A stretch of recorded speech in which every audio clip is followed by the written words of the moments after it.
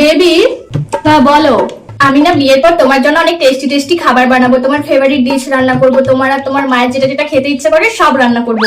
আর তোমাকে বাইরে থেকে বেশি খাবার অর্ডার করতে হবে না, কারণ আমি অনেক কিছু চাইনিজ আইটেম রান্না করতে জানি, যেমন বিরিয়ানি, চিকেন চাউমিন, মোমো। আর আমি তোমার জন্য বিকেলে চা বানাবো, তার সাথে চপ সিঙ্গারা বানাবো, তুমি ওটা খেতে পছন্দ করো তাই না? আমি কিন্তু জানি। আর যখন তখন তোমার জন্য আমি সারপ্রাইজ মেনুও রাখবো। সত্যি?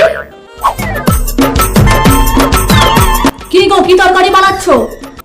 লাউয়ের তরকারি বানাচ্ছি। গত কয়েকদিন ধরেই শুধু লাউয়ের তরকারি খাচ্ছি, বিরক্তি চলে এলো।